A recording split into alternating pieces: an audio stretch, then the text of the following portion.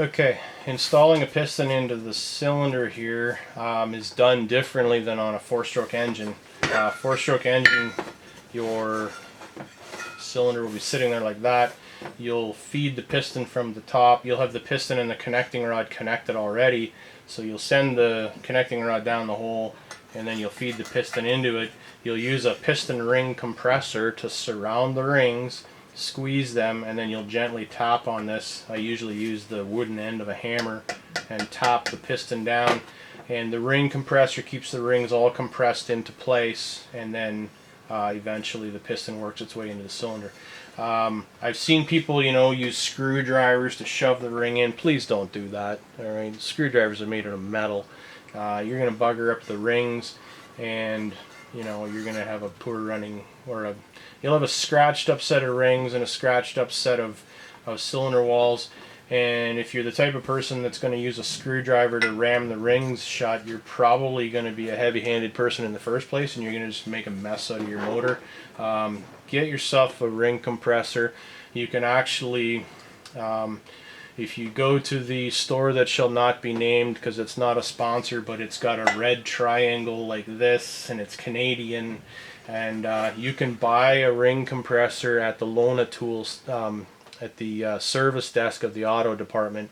Buy the tool, take it home, use it, bring it back, and get your money back, right? Then you haven't spent anything and you actually use a proper tool to do the job.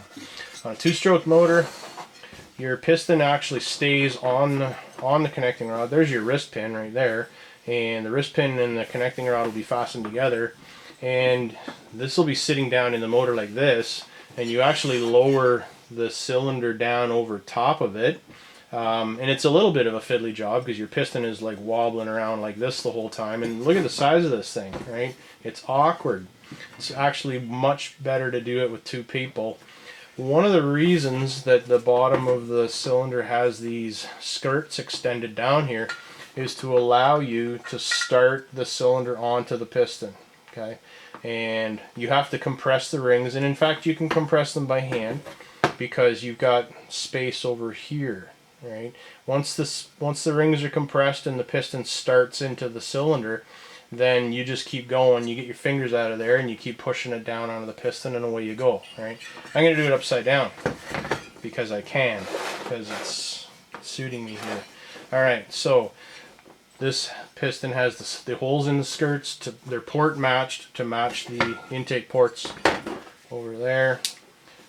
If you didn't see the other video, there they are. Okay. So we're making sure we put it in the right way. I'm also making sure that the piston alignment pins are lined up, and this ring here has moved on me, so I got to move it back. There we go. You can see the pin in there. Okay, so intake port alignment that way. Get the piston to sit kind of into place, and then squeeze on the rings. And normally, of course, I would pre-lube this. This is going together dry just because it can. Okay, and in you go. All right. Now, if you have a look here, as the piston goes in, you can see again that the opening in the piston skirts lines up with the opening in the cylinder ports. Okay. Let's flip this over. Okay, here's your piston movement. I'll see if I can make it work a little bit. Okay, so this would be obviously the upstroke of the piston moving up, and compressing the mixture above the